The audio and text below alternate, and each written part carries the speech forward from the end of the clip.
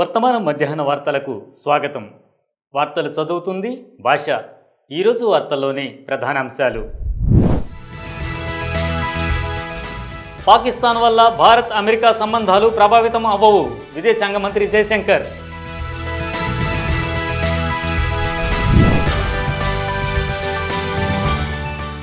Corporate వైద్యులు ఏడాదిలో 1 నెల ప్రభుత్వ ఆసుపత్రిలో సేవలందించండి, సీఎం రేవంత్ రెడ్డి అభ్యర్థన.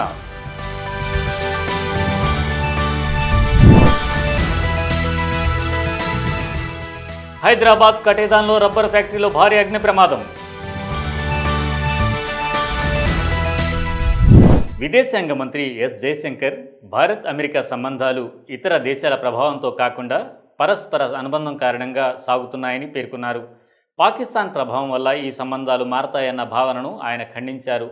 ఆపరేషన్ సింధూర్ తర్వాత భారత్ పాకిస్తాన్ మధ్య కాల్పుల విరమణను అమెరికా అధ్యక్షుడు డొనాల్డ్ ట్రంప్ కల్పించారన్న వ్యాఖ్యలను కూడా జయశంకర్ తిరస్కరించారు. ఇందుకు సంబంధించి రికార్డు స్పష్టంగా ఉంది అని ఆయన అన్నారు.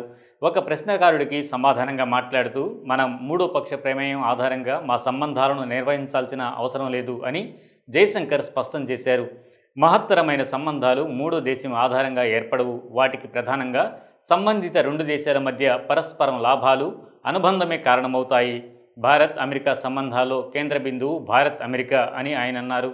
బుధవారం జరిగిన ఒక వార్తా సమావేశంలో ఆయన మాట్లాడుతూ, భారత్ పరిమాణం, ప్రభావం దృష్ట్యా మేము తగినంత ఆత్మవిశ్వాసంతో వ్యవహరించాల్సిన అవసరం ఉందన్నారు. మన దేశం చాలా పెద్దది, ప్రపంచంలో టాప్ 5 ఆర్థిక వ్యవస్థల్లో ఒకటి, జనాభాలో ప్రథమ స్థానం.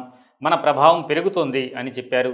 ఈ స్థాయికి తగిన విశ్వాసం మనకు ఉండాలి అని ఆయన అన్నారు. అమెరికాతో భారత్ సంబంధాలు పక్కా లాభాలను గుర్తించి అభివృద్ధి చెందుతున్నాయని, ఇవే భవిష్యత్తులో ముఖ్యంగా ఉంటాయని పేర్కొన్నారు. ఇది వాణిజ్యం, పెట్టుబడి, సాంకేతికత, ఉద్యోగ అవకాశాలు, శక్తి రంగాలకు సంబంధించిన విషయం అని జయశంకర్ తెలిపారు.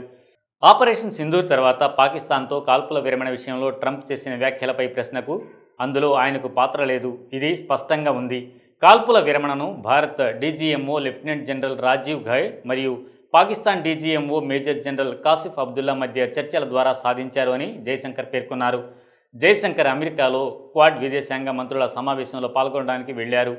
ఇందులో అమెరికా విదేశాంగ కార్యదర్శి మార్కో రూబియో, ఆస్ట్రేలియా విదేశాంగ మంత్రి పెన్నీ వ్యాంగ్, జపాన్ మంత్రి టకేషి ఇవాయా పాల్గొన్నారు. ఈ సమావేశంలో పెహల్గామ్ ఉగ్రదాడిని ఖండించారని ఆయన తెలిపారు. ఈ దాడి పాకిస్తాన్కు చెందిన లష్కర్-ఎ-తోయిబా అనుబంధ సంస్థ ది రెసిస్టెన్స్ ఫ్రంట్ చేసిందని చెప్పారు. జయశంకర్, రూబియో, వాంగ్, ఇవాయా అమెరికా రక్షణ శాఖ మంత్రి పీట్ హెగ్సెత్, శక్తి శాఖ మంత్రి క్రిస్ రైట్లతో ప్రత్యేకంగా సమావేశమయ్యారు.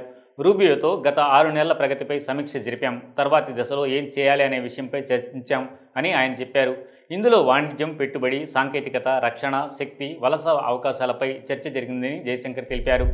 రాష్ట్రంలోని కార్పొరేట్ ఆసుపత్రుల్లో పనిచేస్తున్న డాక్టర్లు ఏడాదిలో కనీసం 1 నెల అయినా ప్రభుత్వ ఆసుపత్రుల్లో సేవలందించాలని ముఖ్యమంత్రి రేవంత్ రెడ్డి పిలుపునిచ్చారు. వారి సామాజిక విధిలో భాగంగా సమయం ఇవ్వాలని ఆయన కోరారు. ముఖ్యమంత్రి తాను పదవీ బాధ్యతలు స్వీకరించినప్పటి నుండి పేద ప్రజలకు ఉచిత, నాణ్యమైన విద్య, ఆరోగ్య సంరక్షణ అందించడమే తన లక్ష్యమని అన్నారు. పేదలకు సేవ చేయడానికి కొంత సమయం కేటాయించడం ద్వారా వైద్యులు ఈ లక్ష్యాన్ని విజయవంతం చేయడంలో ప్రభుత్వానికి సహాయపడతారని ఆయన విశ్వసిస్తున్నారు. సంవత్సరంలో 11 నెలలు మీకు నచ్చిన ఆసుపత్రిలో పనిచేయండి, కానీ 1 నెల అయినా ప్రభుత్వ ఆసుపత్రిలో సేవలందించండి. ఇది ఒక సామాజిక బాధ్యత.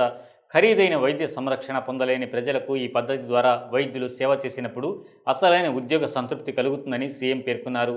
ఈ అభ్యర్థన కేవలం తెలంగాణ, హైదరాబాద్లోని వైద్యులకు మాత్రమే ఇది పరిమితం కాదు. విదేశాల్లో పనిచేస్తున్న భారతీయ సంతతికి చెందిన వైద్యులు సేవలు అందించవచ్చు. ముఖ్యంగా యునైటెడ్ స్టేట్స్ వంటి దేశాల నుంచి చాలామంది వైద్యులు భారతదేశానికి వచ్చినప్పుడు సేవలందించాలని కోరుకుంటారు, కానీ వారికి సరైన వేదిక లేదు. ఈ క్రమంలో విదేశాల్లోని వైద్యులు ప్రభుత్వ ఆసుపత్రుల్లో తమ సేవలను అందించేలా ప్రత్యేక వేదికను ఏర్పాటు చేయాలని సీఎం రేవంత్ రెడ్డి అధికారులను ఆదేశించారు. హైదరాబాద్లోని కటేదాన్ ప్రాంతంలో గురువారం జూలై 3 ఉదయం ఒక రబ్బర్ ఫ్యాక్టరీలో భారీ అగ్ని ప్రమాదం సంభవించింది. ఈ ప్రమాదంలో ఇప్పటి వరకు ఎలాంటి ప్రాణ నష్టం సంభవించలేదు. అయితే అంచనా ప్రకారం 4 నుండి 5 లక్షల వరకు ఆస్తి నష్టం జరిగినట్లు తెలుస్తోంది. పూర్తి స్థాయిలో దర్యాప్తు కొనసాగుతోంది. రాజేంద్ర నగర్ ఫైర్ స్టేషన్కు చెందిన సీనియర్ ఫైర్మెన్ రాము మాట్లాడుతూ, ఈ ఘటన తెల్లవారుజామున చోటు చేసుకుంది. మేము ఉదయం 4 గంటలకు ఫైర్ స్టేషన్కు కాల్ వచ్చిన వెంటనే సంఘటనా స్థలానికి 5 ఫైర్ ఇంజన్లతో చేరుకుని గంటలోనే మంటలను అదుపు చేశాము అన్నారు. ప్రమాదానికి కారణంగా విద్యుత్ షార్ట్ సర్క్యూట్ ఉన్నట్లు అనుమానిస్తున్నామని ఆయన తెలిపారు. ఫ్యాక్టరీ యజమానితో మాట్లాడినప్పుడు మంటలు ప్రారంభమైన సమయంలో అక్కడ ఎవరూ లేరని ఆయన చెప్పారు. అందువల్ల షార్ట్ సర్క్యూట్ వల్లే ఇది జరిగి ఉండవచ్చని అనుమానం అని రాము చెప్పారు. ఈ ఫ్యాక్టరీలో కారు రబ్బరు మాళ్లు మరియు ఇతర రబ్బరు పదార్థాలు తయారీ జరుగుతుందని తెలుస్తోంది. ప్రస్తుతం ఘటనకు సంబంధించిన మరిన్ని వివరాలు తెలుసుకోవడానికి దర్యాప్తు కొనసాగుతుంది. अरे भाई इसके पहले राउंड ना जी राउंड से पहले ना अभी दूसरा साइड जा रहा स्प्रेड हो रहा दूसरा कंपनी स्प्रेड हो रहा नहीं हो रहा ओके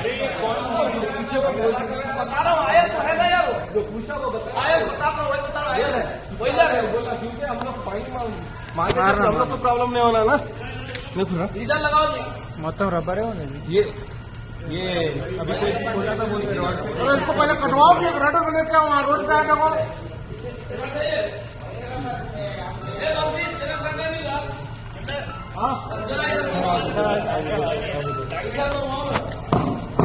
ఈ వార్తలు ఇంతటితో సమాప్తం. మరిన్ని విశేషాలతో మళ్ళీ మీ ముందుంటాం. అంతవరకు సెలవు. ధన్యవాదాలు.